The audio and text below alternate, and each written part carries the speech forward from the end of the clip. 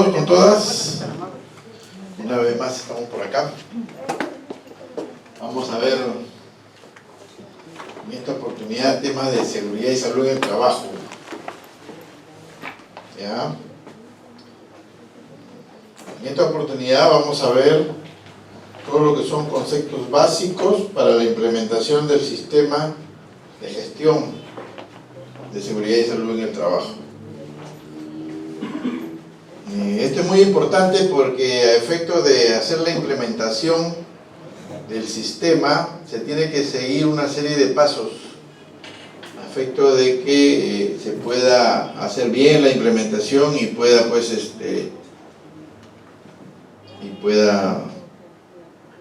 Ay, ¿qué pasó?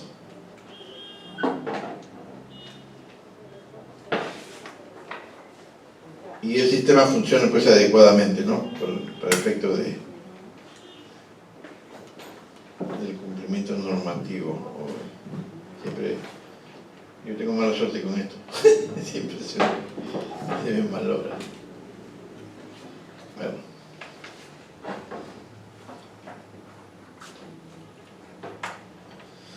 Bien.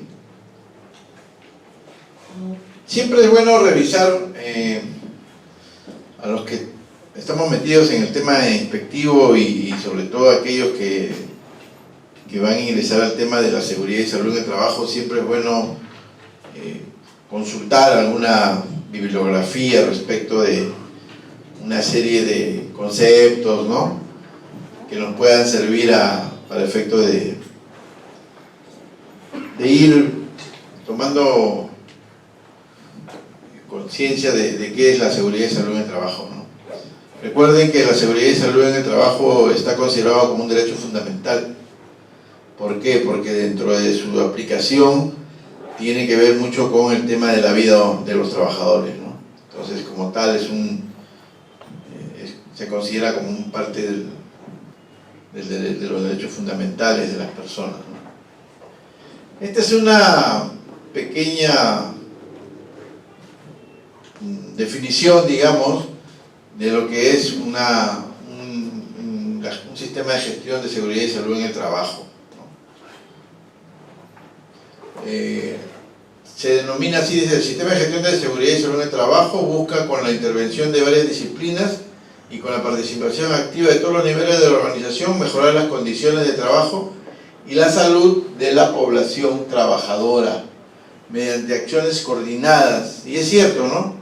Si ustedes analizan el sistema de gestión de seguridad y salud en el trabajo, es metódico y es coordinado. Ejemplo, si yo tengo un hiper, yo elaboro el hiper y al final, cuando yo veo las acciones de control que voy a realizar, esas acciones de control pasan ¿a dónde? Al plan anual, porque en el plan anual se va a desarrollar todas las acciones de control que yo tengo. Si yo hago la misma evaluación del hiper y determino que de repente mi trabajador no necesita que se haga una implementación de algún tema físico, sino de capacitación, de conocimiento, también lo voy a poner, ¿no?, como acción de control. Y esa acción de control igualmente va a formar parte del plan anual de capacitaciones, ¿no? Y así por el estilo. Y todo está amarrado, todo está concadenado en temas de seguridad y salud en el trabajo. Por eso que nosotros siempre decimos que en el tema de seguridad y salud en el trabajo todo es documentado, nada es verbal, porque tiene que quedar evidencia de lo que se está haciendo, ¿ya? Entonces, esto es simplemente una definición que leyendo por ahí lo consideré que era apropiado, porque básicamente lo que te refleja es lo que es un sistema de gestión de seguridad y salud en el trabajo.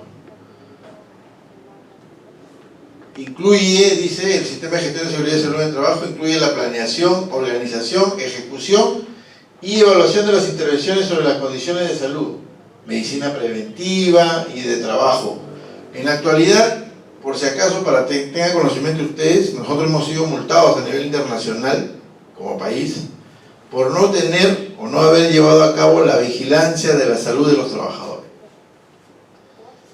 Si ustedes leen la Ley de Seguridad y Salud en el Trabajo, hay una parte que te establece que el empleador y nosotros como sistema de prevención, como país, debemos haber hecho vigilancia en la salud de los trabajadores y no se ha hecho.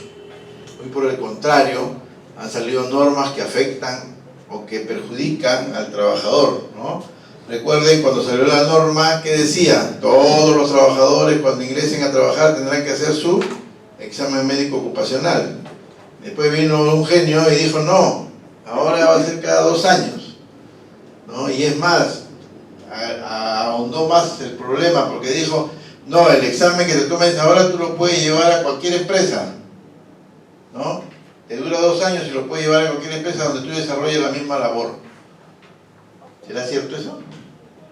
Tú puedes desarrollar la misma labor, pero no quiere decir que las condiciones vayan a ser las mismas. Porque no necesariamente las condiciones de trabajo y de seguridad que tú tenías en la empresa A van a ser las mismas en la empresa B. Podrán ser el mismo trabajo, pero no van a ser las mismas condiciones.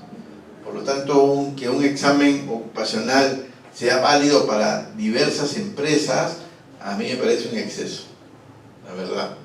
Porque lo único que está haciendo es precarizar el tema de la vigilancia de la salud, que es lo más importante que tenemos que tener. Porque nosotros como trabajadores estamos expuestos a una serie de eventos. Esa serie de eventos pueden ocasionar que nosotros suframos algún daño a nuestra salud. Y nosotros y los empleadores, así como el Estado, debe propugnar porque esta vigilancia de la salud sea más efectiva, sea más adecuada, sea más en el momento, no después de que ya ocurrieron los hechos recién, van a ir a tomar conocimiento de temas de salud, ¿no? Entonces, eso es importante para mí, ¿no? Y para todos los que estamos metidos en el tema de la seguridad y salud en el trabajo, ¿no? Acá te dice que debería implementarse un manual de estándares mínimos para la elaboración del sistema de gestión y así diseñado para integrar la estructura de cualquier sistema de gestión de seguridad ocupacional. El enfoque básico siempre va a ser la mejora continua, siempre. Siempre estamos en seguridad tratando de mejorar. Y el sistema de gestión ayuda a ello, ¿no? Siempre y cuando obviamente lo manejamos adecuadamente, ¿no? Porque si no lo manejamos adecuadamente no vamos a poder lograr esto, ¿ya? Y lo que se quiere con eso pues es lograr la cultura sostenible del bienestar de la empresa y por último ver pues que las condiciones de seguridad que la empresa nos va a proporcionar sean pues en beneficio de nosotros los trabajadores, ¿no? Cuando mejor condiciones nos dé, vamos a estar más tranquilos, vamos a desarrollar nuestra labor más seguro, ¿no? Y vamos a poder hacer que tanto la empresa como nosotros mismos desarrollemos, ¿no? Entonces, básicamente esta es una definición que me gustó en su concepto y por eso que la traje, ¿no? Esta es una definición más técnica, porque esta definición de lo que es un sistema de gestión de seguridad y salud en el trabajo es de la OIT. Ustedes saben que la OIT pues, es el organismo internacional tripartito que existe en el mundo, ¿no? Tripartito, ¿por qué? Porque están metidos ahí los gobiernos, los empleadores, los trabajadores. Y esta entidad es la que regula mayormente pues, todo el quehacer laboral y todo el quehacer de seguridad y salud de trabajo también en el mundo, ¿no? Entonces es importante a veces leer las definiciones que tienen ellos, porque también, si bien es cierto es técnico, es apropiado, ¿no? Y dice así: la seguridad y salud en el trabajo es una disciplina que trata de la prevención de las lesiones y enfermedades relacionadas con el trabajo, de la protección y promoción de la salud de los trabajadores. Tiene por objeto mejorar las condiciones y el medio ambiente de trabajo, ¿no? La salud en el trabajo conlleva la promoción y el mantenimiento del más alto grado de salud física y mental y el bienestar de los trabajadores en todas las ocupaciones. En este contexto, la anticipación, el reconocimiento, la evaluación y el control de los peligros que surgen en un lugar de trabajo o diamantes del mismo y que pudieran poner en peligro la salud y el bienestar de los trabajadores son los principios fundamentales del proceso que rigen la evaluación y gestión de los riesgos. Siempre, cuando se habla de seguridad, nosotros vamos a hablar de gestión. ¿Pero de gestión de qué? De gestión de riesgo. Porque a nosotros no nos interesa gestionar los riesgos. Los riesgos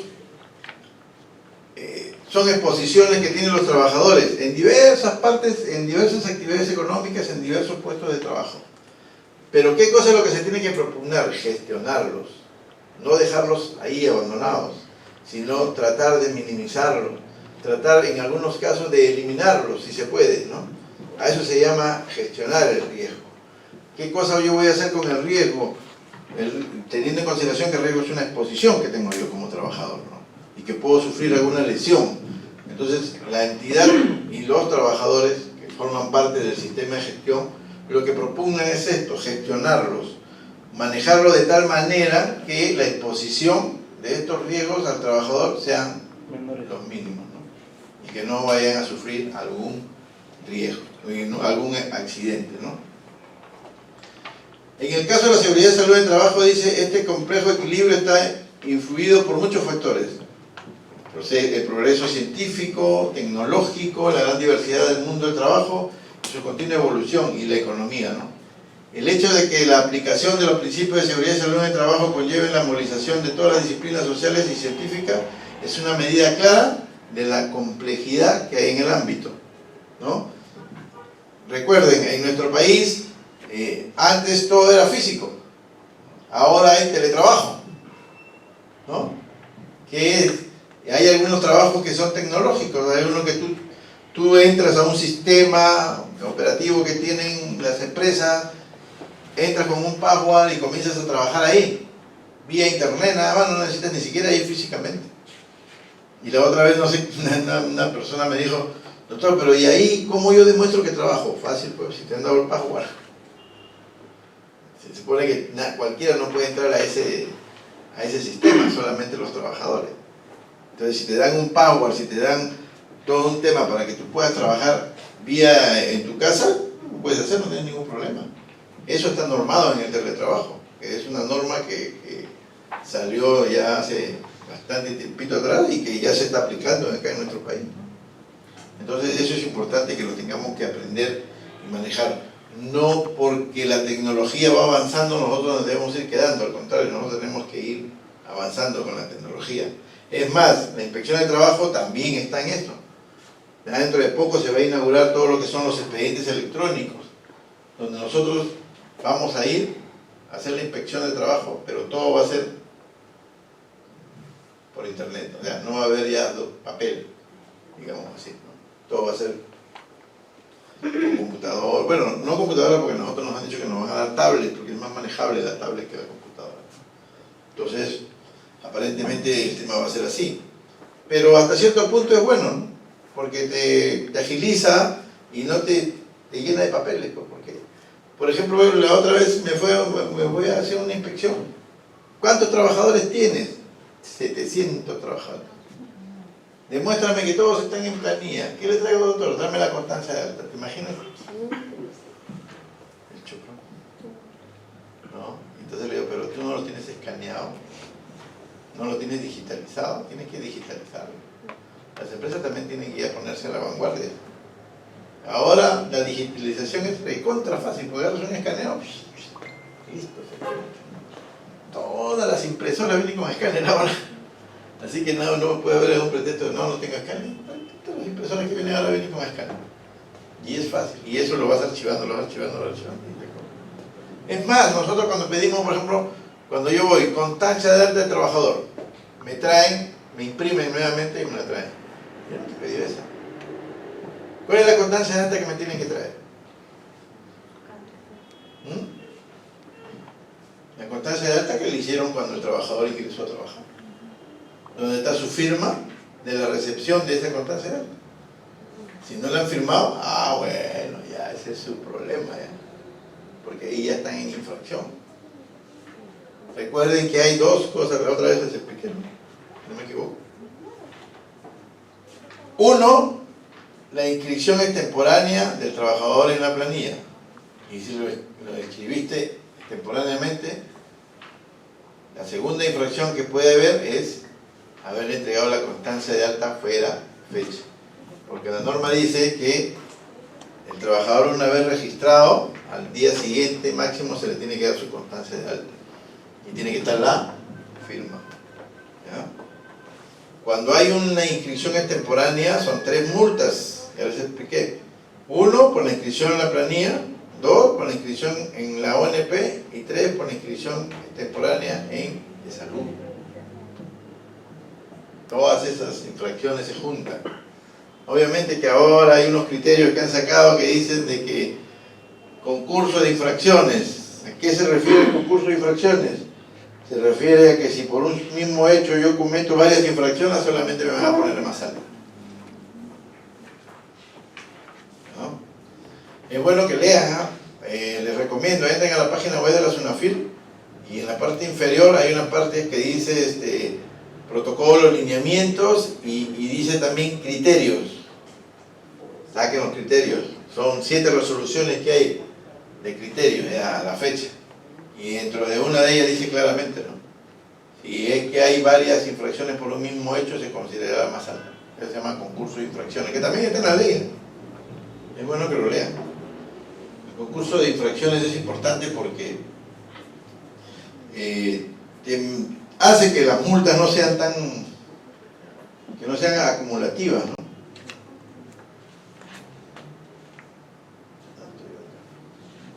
Ahora es importante que sepamos diferenciar los temas, ¿no?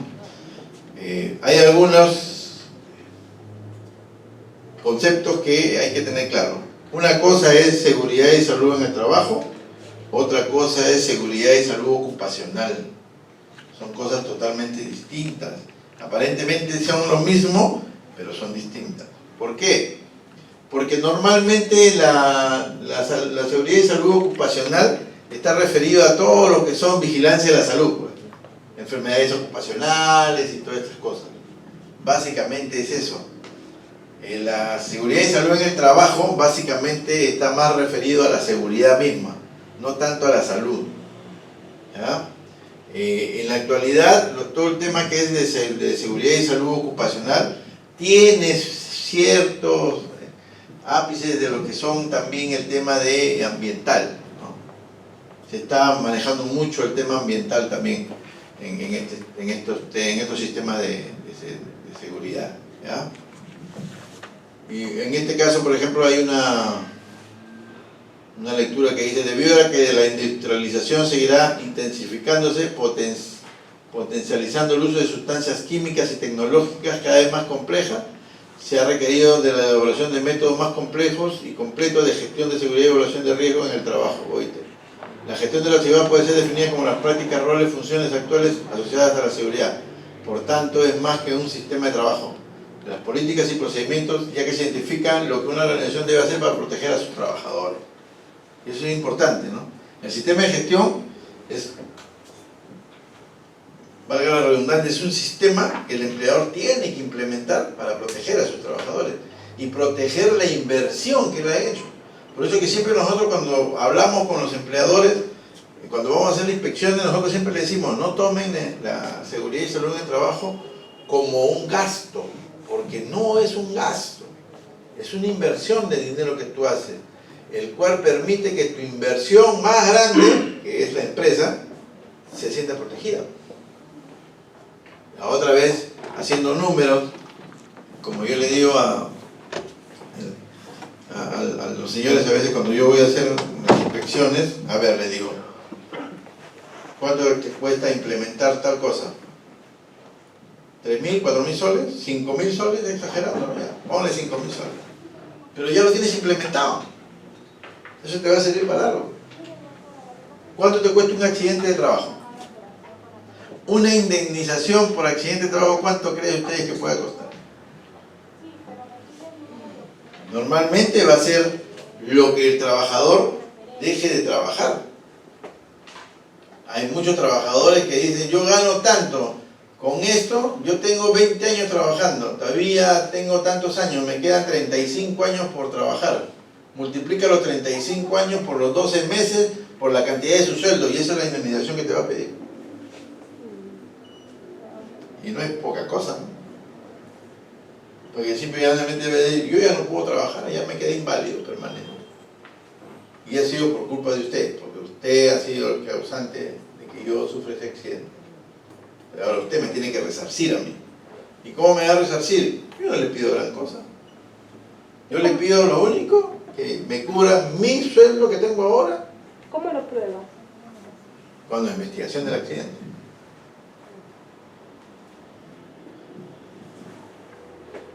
Cuando existe un accidente de trabajo que es inhabilitante, que es incapacitante, los que hacemos la investigación somos nosotros, los inspectores.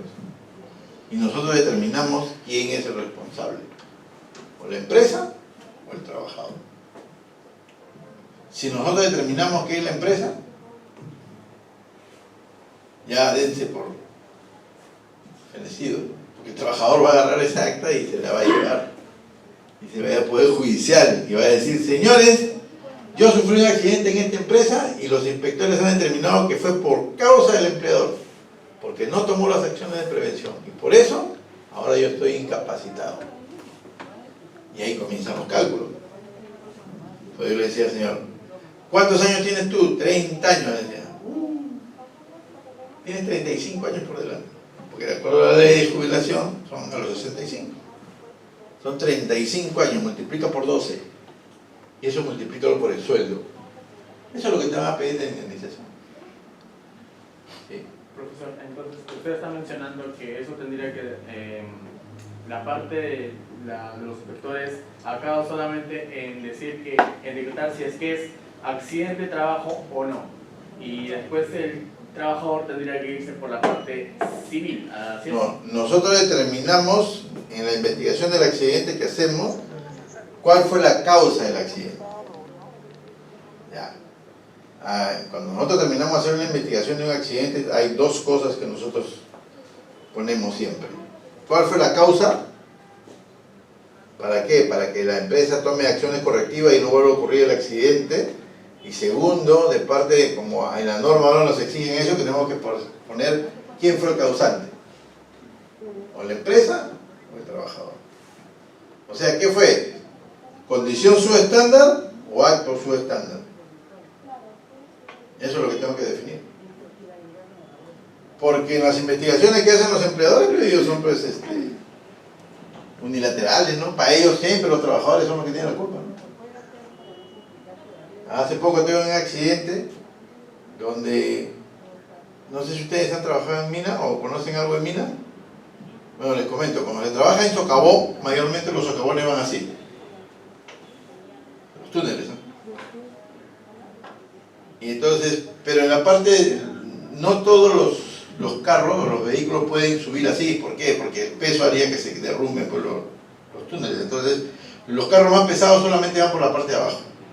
Y para poder extraer el material, hacen lo que se llaman chimeneas.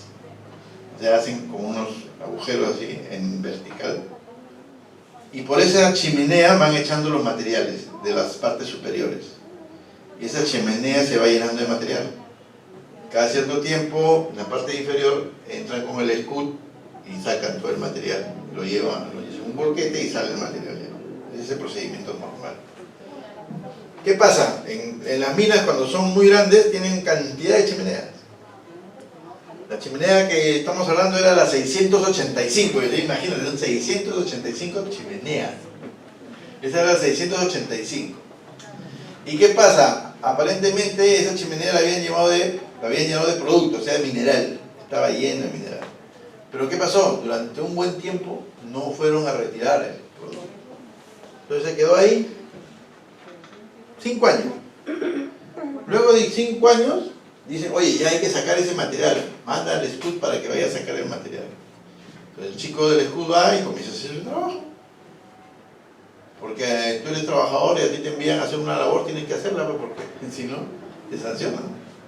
Entonces el chico estaba haciendo su trabajo y ya había sacado la gran cantidad de material de abajo, pero no caía. La lógica decía que tú sacabas y iba cayendo, ¿no? Por inercia, pero no caía el material. Entonces, ¿qué se dan cuenta? Que por el tiempo se había pelmazado el material en la chimenea. Se había puesto como una costra, ¿no? Y no tuvieron mejor idea que ir donde estaba el material y empezar a echarle agua. Pero lo más chistoso es que al chico de abajo nunca le dijeron que estaban echando agua.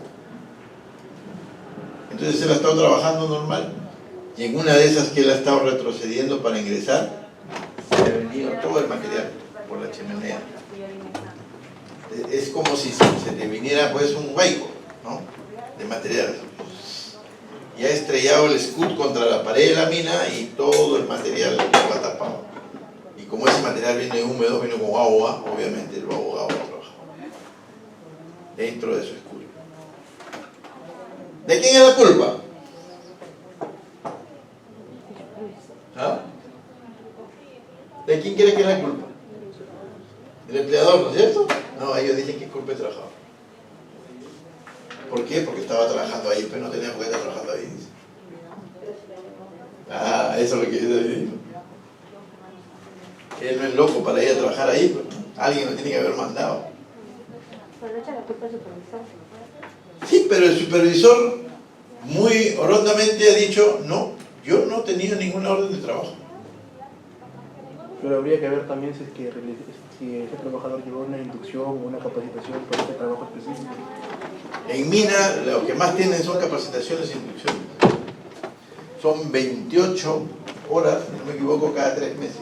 ¿Acondicionadas a su realidad? Sí, ¿A su claro. conocimiento de trabajo? A todo su realidad. En minas son más escrupulosos que en otras actividades económicas. Lo que pasa es de que la persona que hacía o que funge de supervisor, aparentemente no es supervisor. Es un trabajador más.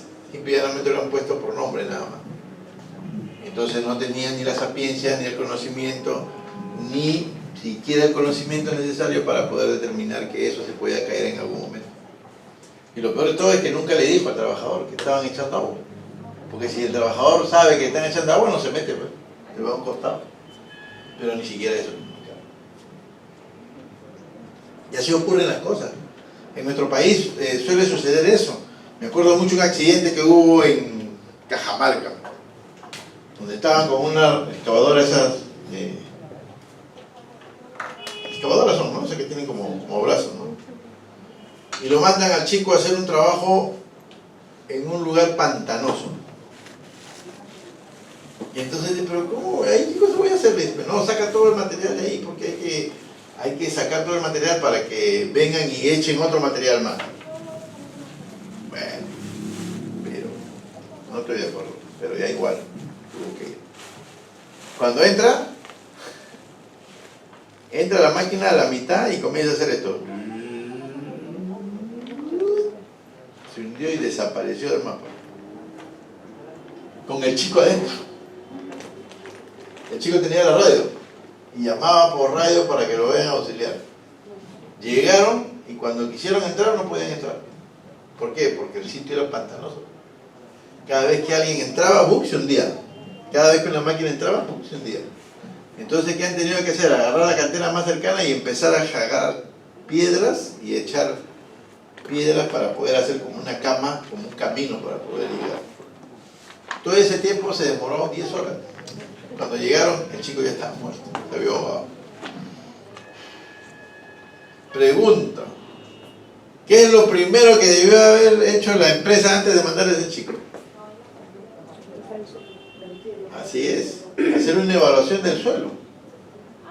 Cuando le pedimos la evaluación del suelo donde había ido a trabajar el muchacho, no lo tenían. Nunca habían hecho ni siquiera una investigación, ni habían hecho un estudio de suelo, ni nada por el estilo. La culpa es del trabajador. ¿Para qué se metió?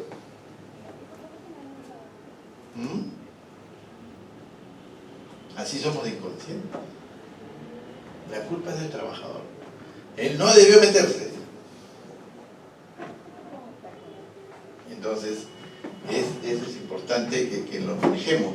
Por eso es que cuando hablamos de el tema de seguridad y salud ocupacional, es un tema...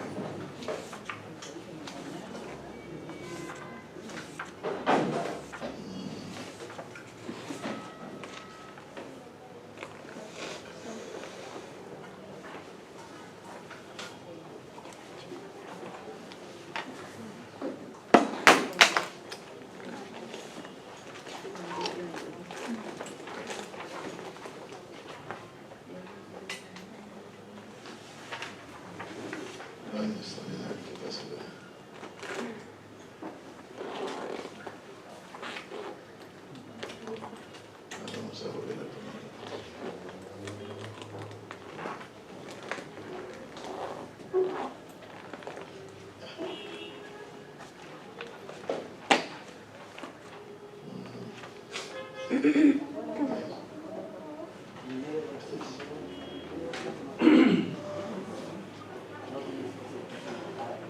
¿Ya? Entonces, cuando hablan se habla del tema de seguridad y salud ocupacional, más que todo está relacionado con la salud de los trabajadores, ¿no? Más que con la seguridad. Asimismo, también hay otra introducción que nos habla del sistema ya de gestión de seguridad y salud en el trabajo y de salud ocupacional. Esto básicamente está referido pues a ciertos sistemas de gestión que hay en el mercado, ¿no? Las ISO, ahora las 45001, ¿no? Que es ISO de seguridad y salud en el trabajo, antes eran las OSHAs y así por el estilo. Si bien es cierto, estos sistemas de gestión son utilizados a nivel internacional, en algunas empresas acá en nuestro país también son utilizados. Eso no quiere decir que no van a cumplir con el sistema de gestión de seguridad y salud en el trabajo que está en la ley. La norma te dice que tú puedes tener tu sistema de gestión, porque no te lo puede prohibir, pero lo que sí te dice es de que ese sistema de gestión tiene que estar pues homologado con la ley de seguridad y salud en el trabajo, y que todo lo que es cumplimiento normativo tiene que cumplirse sí o sí, porque si no estaría transgrediendo la norma. Dentro de este parámetro siempre se van a encontrar algunas cosas. Por ejemplo, en las OSAs y ahora en el ISO, todo lo que son, por ejemplo, la evaluación de riesgo, que es el IPER, siempre va a ser por actividades, cosa que está en contraparte con lo que es la ley de seguridad y salud en el trabajo, que te dice que el IPER tiene que ser por puesto de trabajo. Son cosas totalmente distintas. Entonces ahí viene el tema, y algunos, como algún día conversando con un empleador me dijo, pero me dice, doctor, ¿pero por qué? ¿Cuál es la diferencia? Me dice, fácil, le digo, porque cuando tú haces actividades, tú solamente realizas tu IPER sobre actividades operativas, operacionales nada más. No haces sobre otras actividades, que también forman parte del quehacer diario, pero no lo consideras. Ejemplo, ¿alguna vez han visto un IPER donde sea por actividades que hayan puesto que el trabajador tenga que ir a los servicios higiénicos? No, porque no lo consideran como parte de la operatividad y de la productividad de la empresa. Sin embargo, si ustedes buscan, analizan las estadísticas, más del 50% de los accidentes de trabajo son yendo al baño o dentro de las instalaciones de los servicios de servicio, o las duchas, en los baños, etcétera, etcétera. Y siempre cuando se va a ver estos accidentes de trabajo, lo primero que yo le pido es tu IPER y me traen el IPER de actividad. Yo cuando veo el IPER de actividad digo, ya, nunca evaluaste, nunca identificaste el peligro, nunca lo evaluaste y nunca tomaste acción de control. Estoy por seguro. Y efectivamente hago la revisión del IPER y nunca lo voy a encontrar, porque no lo consideran. Sin embargo, es parte de la actividad que realiza diariamente una persona en un centro de trabajo. O cuando van a almorzar, si es que tienen comedor dentro de la institución, o dentro de la fábrica, o dentro de la mina, o dentro de lo que sea. También, eso tampoco lo evalúan. Cuando estamos hablando de actividades. Pero cuando tú hablas de puesto de trabajo, la cosa cambia.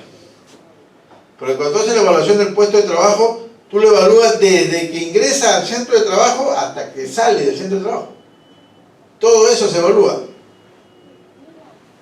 Salida al comedor, salida a los servicios higiénicos, todo se valoriza y todo se identifican los peligros en todos esos sitios y se evalúan los riesgos y se toman acciones de control. Entonces ahí es la gran diferencia entre lo que es el IPER que se utiliza en las OSHAs y en los ISO en comparación con lo que la norma de nosotros nos regula. Pero nosotros somos un poco más protectivos del trabajador. Y lo que quiere, o mejor dicho, lo que no quiere es que el trabajador se accidente. Entonces, documentos fuentes que nos sirven para poder elaborar el IPER hay muchos, pero siempre, por ejemplo, nosotros acostumbramos a los que trabajamos en seguridad a ver todo lo que es el tópico, por ejemplo. Si tú evalúas todas las atenciones de los tópicos, tú llegas a determinar muchas cosas muchas veces. Y cosas que ni siquiera lo han tomado en consideración desde un principio. Yo me acuerdo mucho, una vez fuimos a una empresa y empezamos a revisar el IPER. Y decíamos, qué raro. Este IPER está bien, pero la cantidad de accidentes que tenían no condecía. Entonces, a ver, vamos al tópico. Señorita, el tópico, ¿me puede dar su estadística? Sí, otra acá está. La mayor cantidad de eventos, ¿cuáles eran? Cortes. Cortes, ¿en qué área? En tal área. A ver, vamos al área, no fuimos al área. A ver, señores, ¿quiénes se han cortado? Más de la mitad levantan la mano. Perfecto. ¿Y por qué se han cortado? Porque nos hemos sacado los guantes, doctor. ¿Y por qué se han sacado los guantes? Porque no nos quedan. ¿Cómo que no les quedan? Sí, doctor, yo mido 1,90 m y los guantes que me traen a mí no me entran, me quedan agarrotados los dedos. Otro, yo tengo 1,50 m y a mí me quedan grandazos. ¿No? A ver, señor, ¿qué pasa? Traigan los guantes. Y los poníamos y todos eran de la misma medida. Estándar. Y entonces ahí viene el problema. ¿Qué pasó acá? La empresa tiene como política comprar corporativamente, le llaman, ¿no? Compras corporativas. Y en las compras corporativas tú no puedes escoger, pero tú coges un solo tamaño y a todos igual. Y entonces, ¿qué pasa? No cumple con lo que dice la norma. Porque la norma te dice que los equipos de protección personal tienen que ser de acuerdo pues a cada trabajador. Entonces, si tú tienes un trabajador que tiene 1,90 m, no le puedes poner un guante pues que le queda a una persona que tiene 1,50 m. O viceversa, ¿no? Si tienes una persona que tiene 1,50 m, no le vas a comprar un guante porque le queda a uno de 1,90 m. ¿No? Y así en cada equipo de protección personal. Como el otro día estaba discutiendo yo con una persona, un empleador, porque me trae, yo le digo, a ver, tráigame sus documentos que acrediten que le han dado equipo de protección personal a sus personas. Y me traen. Comienzo a revisar los documentos y lo primero que ponen es lentes. Ok. ¿Qué lentes? ¿Qué lente da a usted a su trabajador? No, otro lente de seguridad, pero sí, pero ¿cuál? Lente de seguridad hay N. ¿No? Guantes. ¿Cuál guantes? De nitrilo, anticorte, de cuero, de badana. ¿Cuál? ¿No? Zapatos de seguridad. ¿Cuál zapatos? Dieléctrico, punta de acero. ¿Cuál? No lo ponen. Piensan que los inspectores somos magos, ¿no? Y ponen ahí en su registro, todavía lo ponen grandazo, otro en guantes ponen. ¿Qué guantes serán? No sabemos. Y cuando hacen el IPER, hacen lo mismo. IPER, por ejemplo, dice, en el área de cortes, tal cosa, acciones de control, procedimientos de realizar la labor, y al final ponen EPP. ¿Qué ponen? EPP.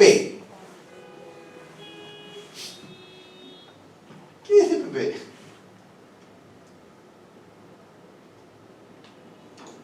¿Un IPER así puede solucionar el tema?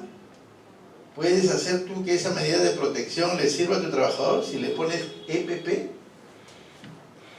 ¿O tendrías que ponerle, oye, este es el área de corte, acá hay que ponerle guantes anticorte? ¿No es más apropiado eso? ¿No? Y eso encontramos siempre, ¿eh? Siempre encontramos eso. Por eso es que cuando nosotros vemos estos temas de seguridad y salud ocupacional, le damos bastante énfasis. ¿Por qué? Porque acá está por medio de la salud de los trabajadores. Y entonces toda la implementación del sistema de gestión que tú vas a tener, tiene que tener una connotación de salud ocupacional. Porque el tema de la salud ocupacional está referida pues a todo lo que son enfermedades ocupacionales. A ver, yo siempre le hago la pregunta y digo, de todas las empresas de este país, ¿cuántas creen ustedes que han hecho una evaluación de riesgo disergonómico en sus empresas? Mira, ni el 10%. El 10% es mucho. Nadie hace una evaluación de riesgo disergonómico.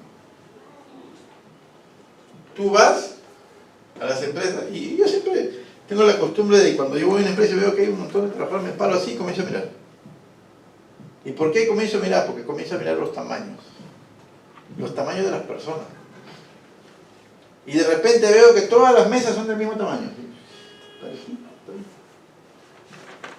Y de repente veo que las sillas son las mismas, así. Y de repente veo a un señor que está así. Y veo a otro señor que está así. ¿Por qué? Porque uno es muy chico para la silla, para la mesa, perdón, y el otro es muy grande para la mesa. Entonces no hacemos una evaluación disergonómica pues a la hora de comprar las cosas. Por eso es que siempre se dice, si las mesas van a ser de un mismo tamaño, entonces por lo menos las sillas tienen que ser disergonómicas. ¿En qué sentido? En el sentido de que puedan subir y bajar tanto el asiento como los brazos, las posaderas de los brazos. ¿Por qué? Porque eso va a permitir que el trabajador realice una labor más tranquilo y adecuada y no sufra ningún tema disergonómico. ¿Ok? Entonces siempre eso, ¿y eso dónde está? Ahí pues en el tema del... en el tema de la salud ocupacional, porque eso es disergonómico, es enfermedades ocupacionales. ¿Ya? Entonces siempre va a haber eso. Uy, ¿qué pasó? Me fui de la luz.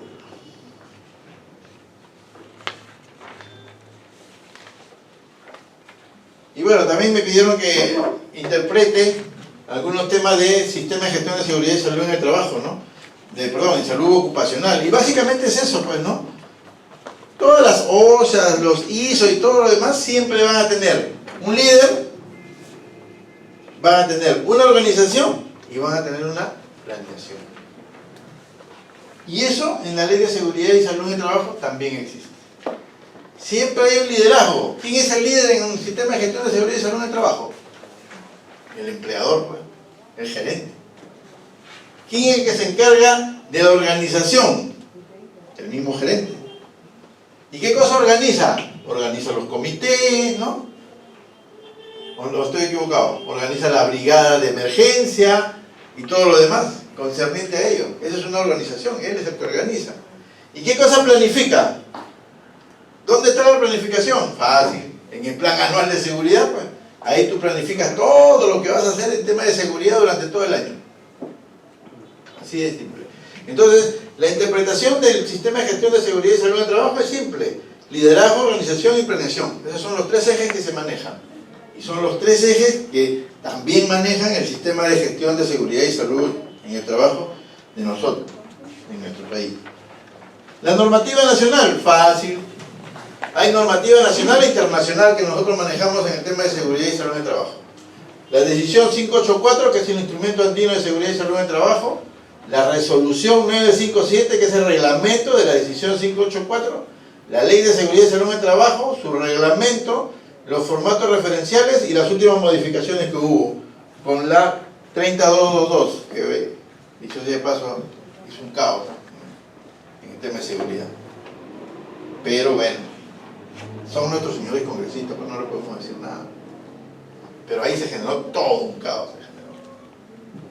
¿Y por qué dirán ustedes? ¿Por qué el doctor, señor, usted por qué dice que hay un caos? Fácil, ¿no? Antes la norma decía, el examen ocupacional es pre, inter, salida, ¿no? Quiere decir que todas las empresas en general tenían que hacer examen de ingreso, de permanencia y de salida de personal. Y era obligatorio para todos. Vinieron los señores congresistas en la ley 3222 y cambiaron el tema. Ahora los exámenes ocupacionales ya no son de ingreso, permanencia y salida. De ingreso no hay, porque te dicen que el examen es cada 2 años. Entonces yo puedo entrar a trabajar a una empresa y yo durante 2 años no me tomo el examen. Estamos hablando para empresas que no son de alto riesgo, ¿eh? Porque las que son de alto riesgo sí se mantienen. Ingreso, permanencia y salida. Pero las que no son de alto riesgo, no, sí, 2 años. Y si yo me he tomado un examen médico en algún sitio, ese examen médico me sirve 2 años. Si yo estoy en el mismo rubro, yo puedo llevarme examen médico a todos los lugares donde yo voy a trabajar. Yo trabajé en Saga, por ejemplo, que es un gran almacén, y me sacaron mi examen médico. Cuando yo me vaya a Ripley, llevo mi mismo examen médico. Cuando yo me vaya a otro gran almacén, me llevo el examen médico. Y vale. Porque la norma así lo establece. Una consulta, ¿el examen médico no te lo saca el empleador? ¿Perdón? ¿El examen médico te lo saca el empleador? Sí. Tú podrías solicitarlo, en este caso, poniendo el mismo A ejemplo todos, de nos tienen, Ripley. a todos te dan tu certificado médico. A todos. ¿El empleador le da a su trabajador? ¿Eso Claro. es obligatorio? Sí. Sin necesidad que se lo solicite. Sí, claro. Tiene la obligación de dárselo. Y si no, digo, Hace tu denuncia. Porque ese es el único documento que tú te vas a llevar. Todos los exámenes se quedan en la empresa, porque la empresa es la que ha hecho el examen. Todos los exámenes. Incluso te dan a ti, porque el examen médico, no sé si ustedes en su trabajo les dan, pero por ejemplo nosotros nos tomaron examen médico a principio de año. Ya nos llamaron, la médico ocupacional se sentó con nosotros y empezamos a ver un examen. Tienes esto, tienes esto, tienes esto, tienes esto. No tienes esto, estás bien acá, estás bien allá. ¿Listo? Listo. Toma. Me dio todo mi examen. Y aparte me dio mi certificado de actitud médica, ¿no? Que es lo que te dan. Y es lo que sirve para que tú te vayas a Claro, cualquier otro se trabajo. resume en eso, ¿no? Así es. En tu acto. Ese documento es el que tú te llevas. ¿Por qué? Porque ahí te dice que estás apto o no apto para trabajar. Y la norma dice que si yo voy a realizar la misma labor en una actividad similar, lo llevo. Por eso que la otra vez, creo que acá fue que estábamos viendo con los señores de construcción civil, ¿no? Que ellos por las puras se pelean. Si el examen médico que se toma en una de las empresas le sirve para todos 2 años. Y si son peones, van a ser peones en todos sitios. Por lo tanto, el examen médico que se han tomado como peones les va a servir en cualquier empresa, durante 2 años por lo menos. Y las empresas también ya no tienen por qué hacer su mundo, porque la norma les dice que sí pueden hacerlo. Sí, dime. Una consulta. Hay empresas que tienen protocolos bien establecidos en su empresa, y lo que usted menciona que trabajadores de otras empresas van y llegan el examen médico, pues no concuerda con el protocolo que esa empresa tiene. Entonces simplemente rechazan esos exámenes médicos. Pero, ¿cuál es el tema? ¿Es válido eso? Sí, claro. A la final a ti no te cuesta. Al trabajador no le cuesta.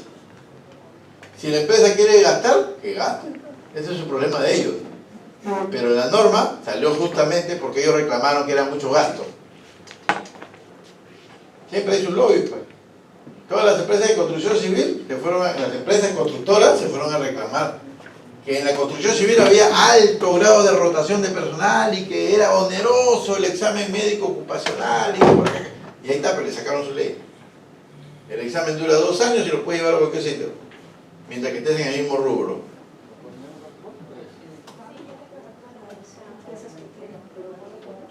Si una empresa dice, no, yo tengo porque hay algunas así, yo tengo mi clínica que yo trabajo con ellos, tú me tienes que traer esa clínica. Anda, tómate el examen médico. Eso no es correcto. ¿Acaso el trabajador va a gastar su dinero? La norma dice bien claramente, el examen médico corre por cuenta del empleador, no del trabajador. o sea, depende del empleador si te quiere aceptar ese... No, no depende. La norma dice que te lo tiene que aceptar. Ahora, si él tiene un protocolo mayor, Claro. bueno, Él quiere tener más seguridad y él quiere invertir, al que invierta. No hay ningún problema.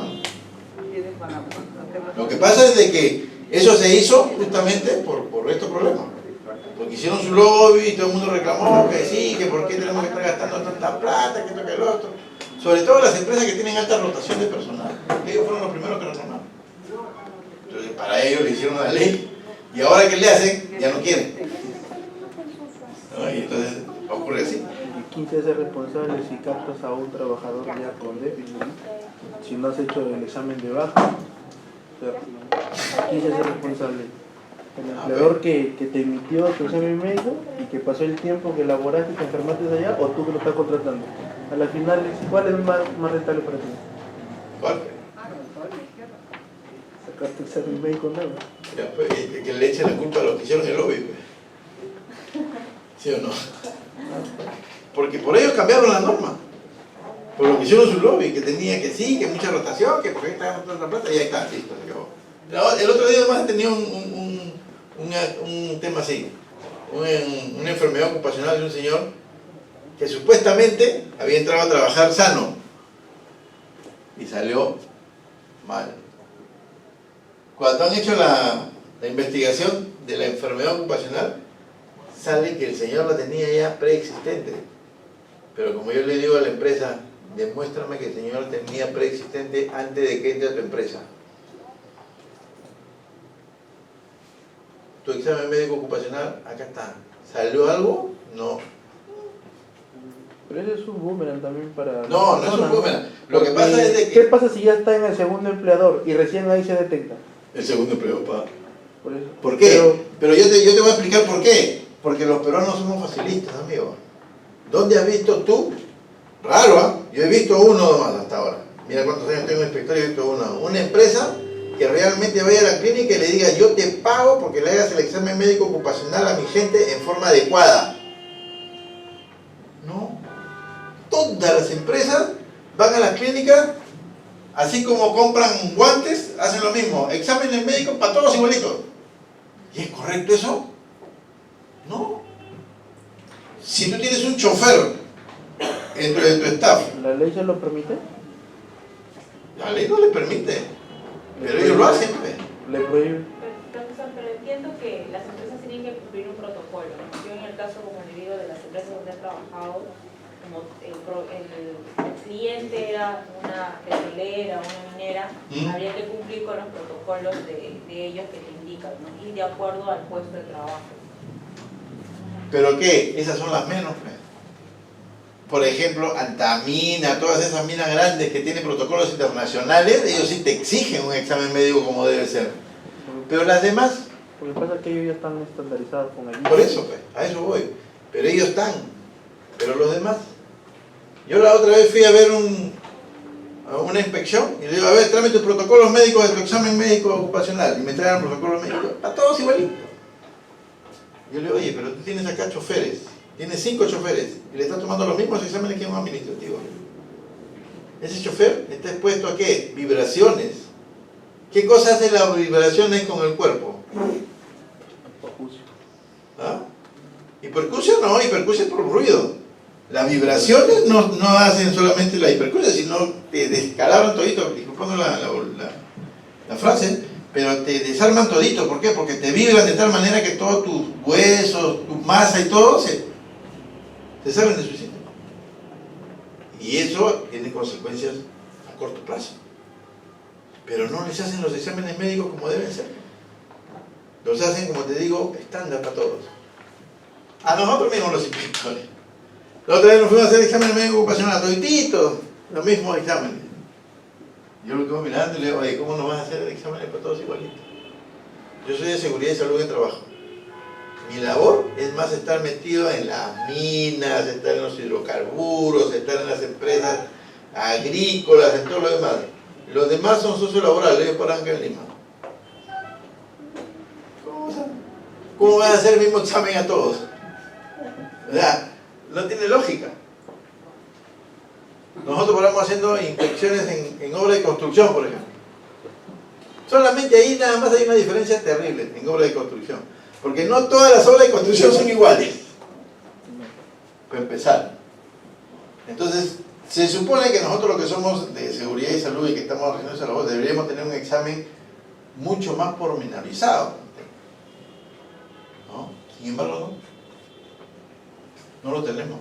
¿Por qué? Porque la entidad hace el concurso público, saca un protocolo general para todos y a todos los meten al mismo saco. Entonces, ni nosotros mismos cumplimos con las normas de seguridad. Imagínate las otras empresas privadas. Y eso es lo que ocurre normalmente. ¿Ya? Yo creo que eso ocurre. Ya. Y entonces, les estaba contando la normativa internacional es esta, pues, ¿no? Y la 30.2 que fue la última modificación que hubo de la ley. Luego tenemos normativas sectoriales.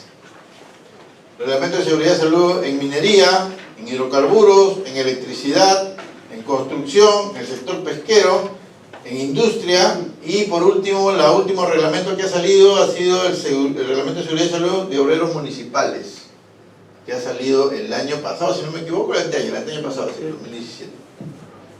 ¿No? Que es la primera vez que los pobres trabajadores obreros de la municipalidad tienen un reglamento propio, donde por fin se les puede indicar a la empresa o al municipio, a la municipalidad que tiene que cumplir con todos estos. ¿Por qué? Porque los trabajadores de limpieza, ¿no?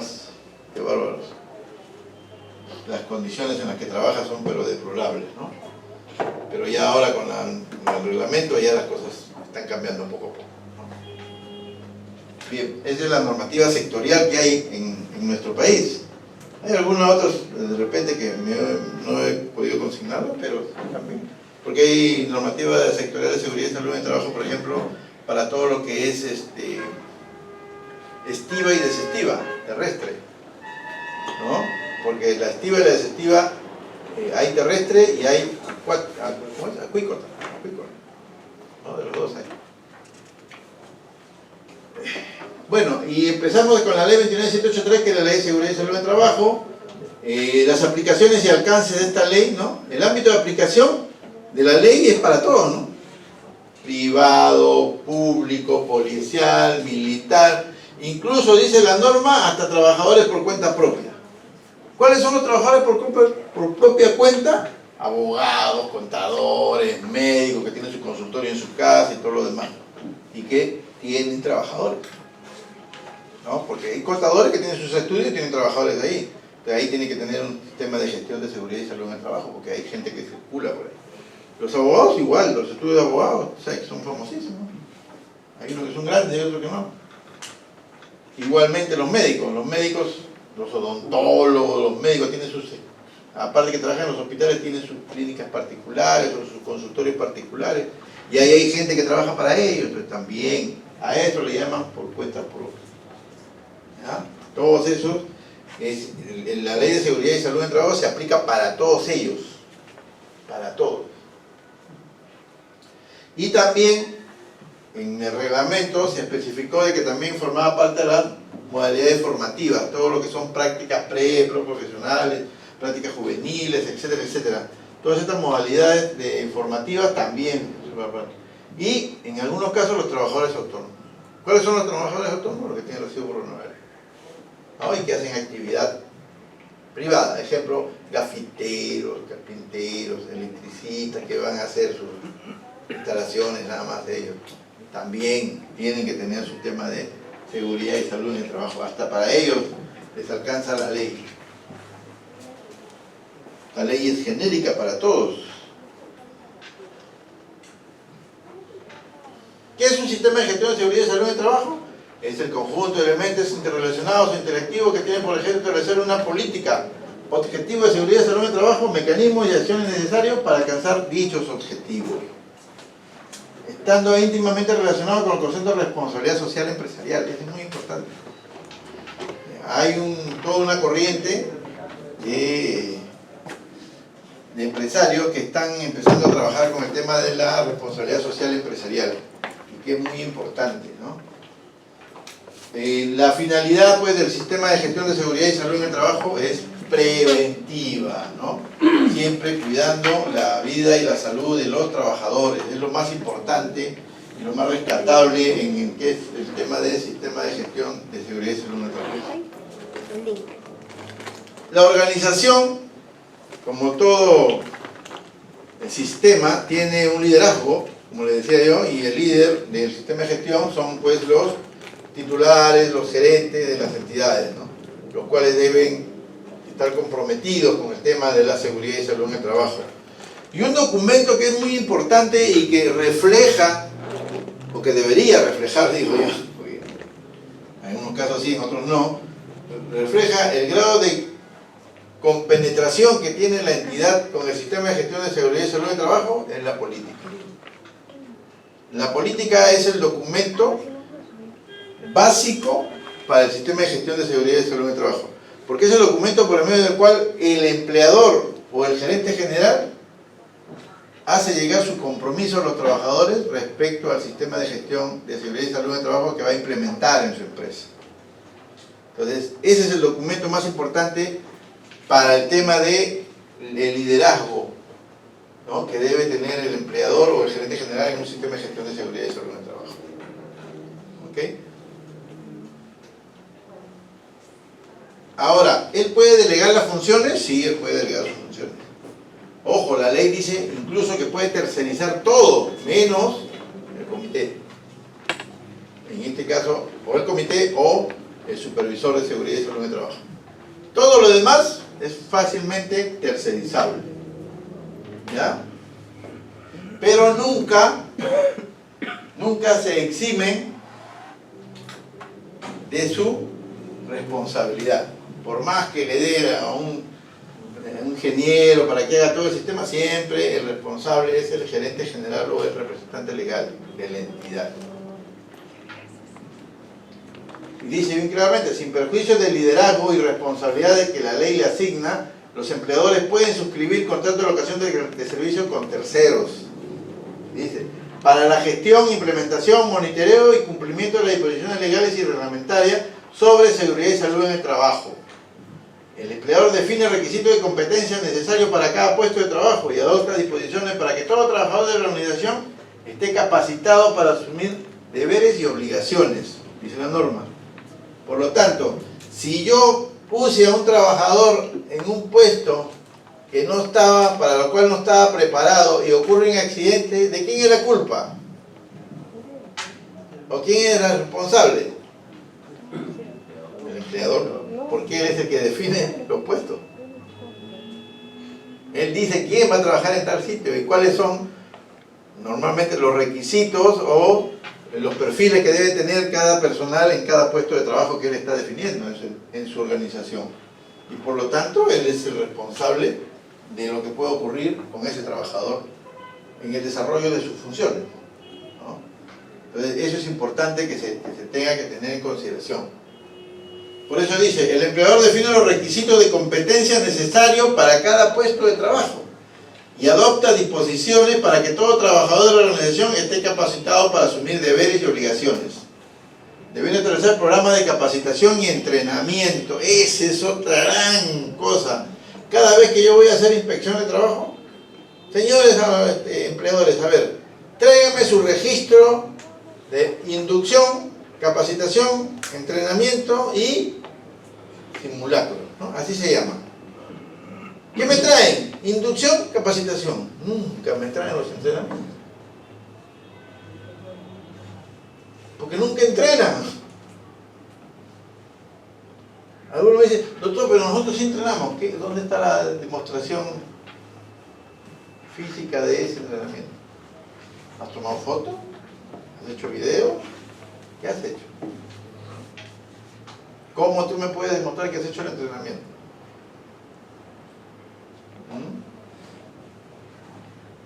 Como le decía a un señor, ¿todos están entrenados? Sí, doctor, acá todo el mundo sabe manejar el extintor. Perfecto. ¿No? Lo mismo decían en el bus ese que se quemó, ¿no? ¿Saben lo que ocurrió ahí? ¿No? En ese bus que se quemó en Fiori. Que los señores que tenían el extintor no sabían qué hacer con el extintor. Hay un video donde se ve clarito que el señor está con el extintor, está parado en el carro mirando así, no sabe qué hacer. Viene el otro, le quita el extintor abre saca esto y comienza a tirar por todos sitios menos por donde está el fuego. Y comienzan a echar, por último hay dos que entran y comienzan a echar por la ventana. ¿Cómo se va a apagar el fuego por la ventana? Entonces tienen que entrar y echarle a la base del fuego. Si no, no se apaga, pues. ¿Eso qué cosa te quiere decir? De que nunca han entrenado. De que el famoso entrenamiento es pura finta. Porque nunca han entrenado. Yo siempre recomiendo, cuando voy en los centros de trabajo, y eso sí, yo siempre le digo, señor, ¿cuándo vence su carga? Tal fecha. Ese día haga su entrenamiento. Si de esta manera va a perder la carga. Cuando se lo lleve el señor, ¿qué cree que va a hacer? Va a abrir y va a botar toda la carga. Igual.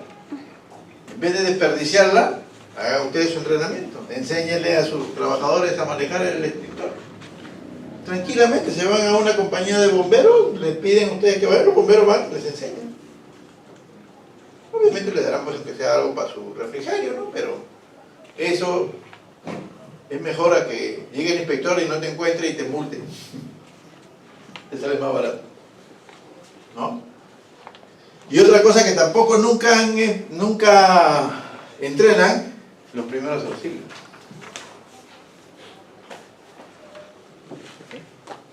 ¿O estoy equivocado? ¿Alguno de ustedes sabe de la maniobra de Hensley? ¿Saben hacer un RCP? Y eso es lo mínimo que deberían saber. Porque la maniobra de Hensley es cuando uno se atora y tú puedas sacar o permitir que el señor pueda arrojar lo que tiene atorado en la garganta. Y el RCP es para el caso de un ataque cardíaco, que puedas ayudarlo a hacer por lo menos que demore en su tema, ayudarlo a mantenerse. Pero si ni eso te enseñan, ¿para qué existe el registro de entrenamiento entonces?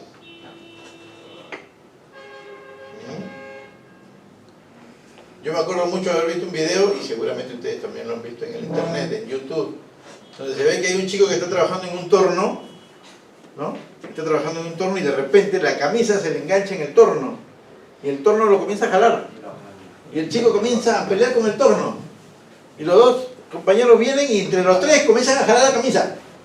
Todos están jalando la camisa con el torno y por atrás viene un señor de edad, un viejito, viene, apaga la... y se solucionó el tema. Y todos estaban peleándose con el torno, cuando lo más fácil era apagar la máquina. ¿Por qué? Porque nunca entrenan. Nunca entrenan. No saben cómo actuar en ese momento. Y eso es importante, ¿eh? Yo por lo menos pertenezco a la cuadrilla de emergencia del Señor Los Milagros y nosotros tenemos todos los años capacitación en emergencia. RCP, Hensley, todas las maniobras nos las enseñan y nos las vuelven a repetir por si se nos ha olvidado. Y aún así, no nos consideramos que estamos preparados todavía. Ahora imagínense a alguien que ni siquiera ha tenido lo básico, ¿no? Eso puede pasar también en casa. Sí, claro. Justo yo conversaba con mi esposo y decíamos que es necesario, como tenemos niños, Claro. es necesario que venga una enfermera o un personal de Que les enseñe cómo que hacer. les enseñe y bueno, Así para- es.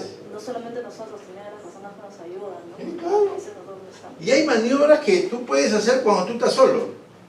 Por ejemplo, cuando tú te atoras y no tienes nadie que te haga la maniobra de Hensley, tú puedes agarrar y poner esto acá y empezar a golpearte en la silla. Y eso hace que te expulse.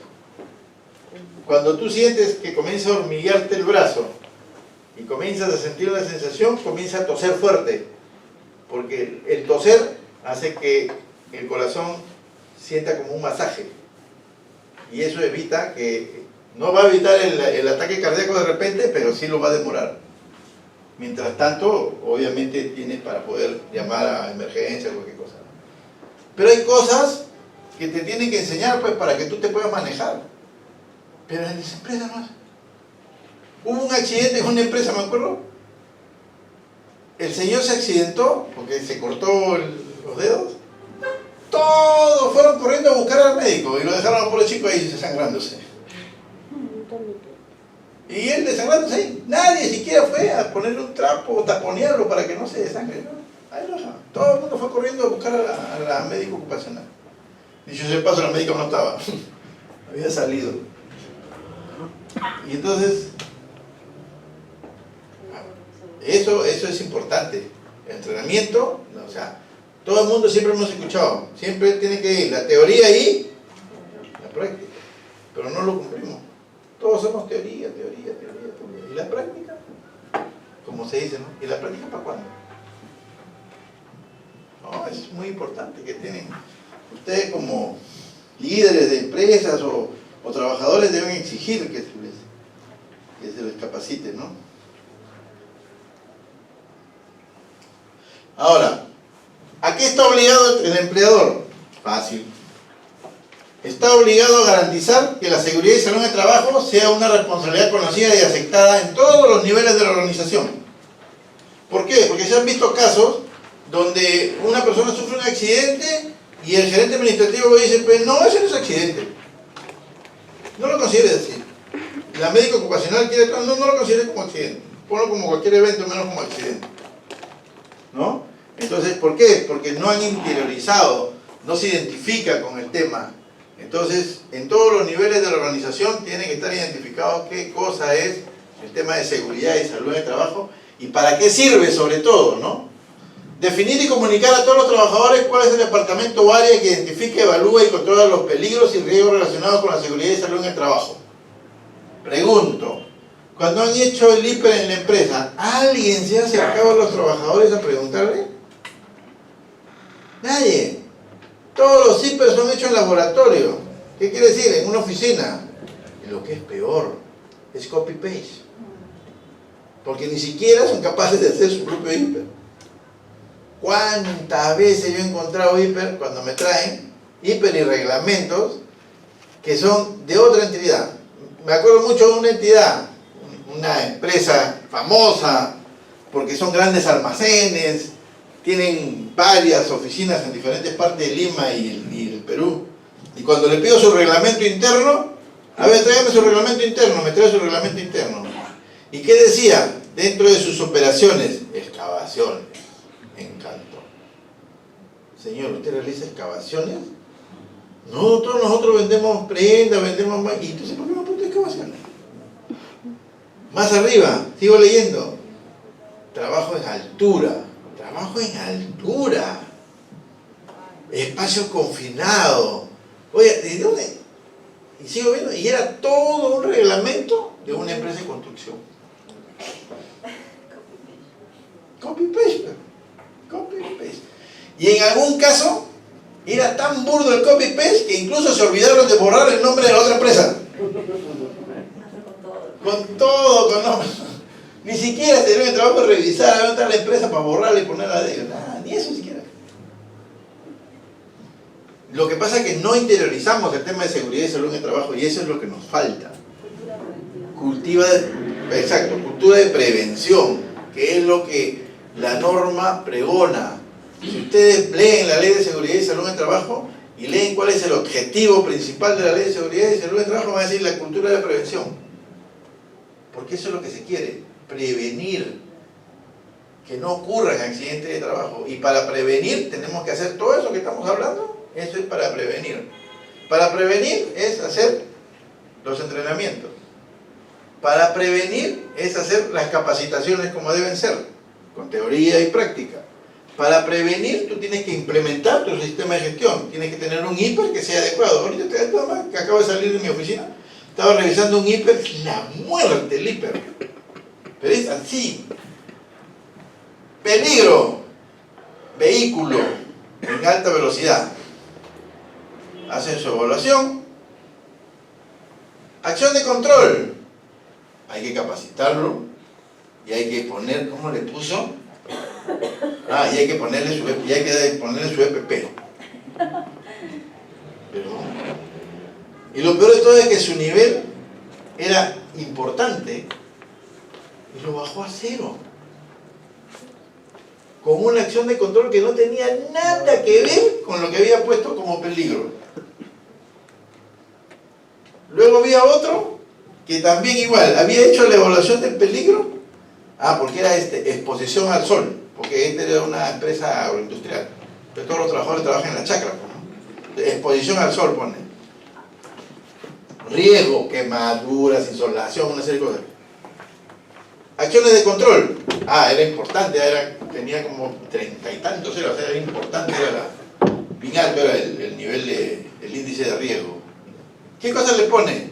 Le pone ahí, hay que capacitarlo en manejo seguro. Bueno, tiene que ver la insolación con el manejo seguro. Y más abajo había puesto el otro, era darle su, ¿cómo era? Su EPP, pero no era de protección, sino era un EPP mero raro, que no tenía nada que ver con el tema que estábamos viendo de la insolación. Y son cosas así. No hacen una evaluación adecuada de su hiper. Y eso lo único que hace es que no puedas hacer acciones de control adecuadas y tus trabajadores estén expuestos a hacer cualquier cosa. ¿No? Sí.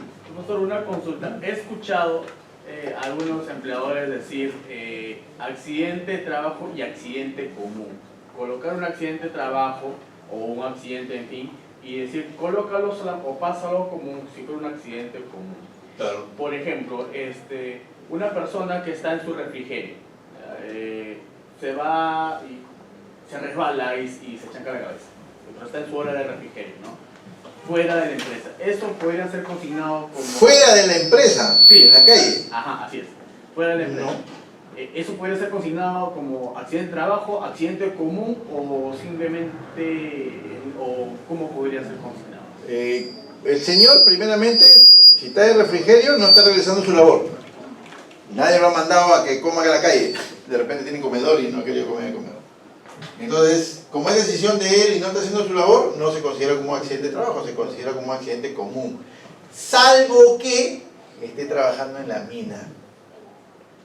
Porque en la mina, en la nueva modificación que ha habido, dice, todo evento que ocurra dentro de la mina o dentro de las instalaciones de la concesión minera, se considera accidente de trabajo. Así tú estés jugando fulbito, mira. Pero estás dentro de la mina, por lo tanto, sectorialmente, esa actividad económica considera que todo lo que pasa dentro de sus instalaciones es un accidente de trabajo. Pero eso no le puedes aplicar a todos los sectores económicos, pues solamente a la mina. ¿Y si fuera el comedor dentro, por ejemplo? ¿De la mina? No, perdón, en cualquier... No, es el mismo concepto. Es el mismo concepto. Si no estás realizando tu labor, si no estás haciendo un mandado del empleador, bueno. Pero si, ¿qué pasa? Si tú estás en el comedor y el gerente te ha dicho, vayan a traerme mi refrigerio, y tú has ido a traer su refrigerio, ese sí es un accidente. ¿Por qué? Porque estás haciendo órdenes de él. Estás siguiendo órdenes de tu empleador. Ahí sí el tema es distinto. Pero las horas de refrigerio no se contabilizan como jornada de... Sí, pero si te está dando una orden, ya la cosa cambia. Es como si tú estás saliendo de tu trabajo y el gerente viene y dice, oye, Cholito, un favor, mira, tengo que entregar este documento en el Ministerio de Industria, anda, llévalo, pues. Y tú vas y lo llevas, y en el camino, ¡pah!, choca tu carro y ya, fuiste. ¿Es accidente de trabajo? Sí, pues, porque lo estás haciendo por órdenes del empleador. Una más. Y en el accidente de trabajo, entendemos que el empleador tiene responsabilidad y tiene que indemnizar o tiene que velar por el empleado, ¿no? En el accidente común, ¿qué tipo de responsabilidad tiene el empleador con respecto económica? Ninguna. No tiene ninguna, absoluta. Porque es común, ya tuvimos... Incluso hay accidentes de trabajo que son accidentes comunes. Yo me acuerdo mucho un caso que yo tuve donde el trabajador había hecho la denuncia por accidente de trabajo y cuando yo voy a hacer la investigación le digo, detállame, nárrame cómo ocurrió el accidente. Y él comienza a narrarme cómo ocurrió el accidente y yo no vi dentro de su narración, ningún motivo por el cual eso era un accidente de trabajo. ¿Por qué? Porque él estaba subiendo, dice, la cuesta para ir a su oficina y él mismo se tropezó y se cayó. El hecho de que se tropezara y se cayera hizo que se sufra 2 fisuras en la rodilla. Pero ahí, ¿qué cosa le puedo decir yo al empleador? Como yo le digo a él, si tú me hubieras dicho a mí que tú estabas caminando y había un bache en la pista y te chocaste con el bache y te caíste, ya, ahí sí. ¿Por qué? Porque es una mala condición del lugar donde tú estás desarrollando tu labor y eso es responsabilidad del empleador. Pero si tú mismo te chocas contigo mismo y te caes, ¿a quién le puedes achacar la responsabilidad?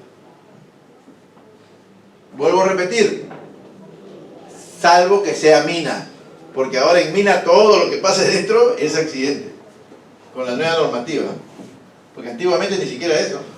Y recuerden ustedes que, de acuerdo a la ley de seguro complementario de trabajo y riesgo, hay unas condiciones que te dicen, o que la norma dice que no son consideradas accidentes de trabajo, que también es bueno que lo lean porque hay varias cosas que no considera como accidente de trabajo. ¿Qué sucede si el trabajador, ante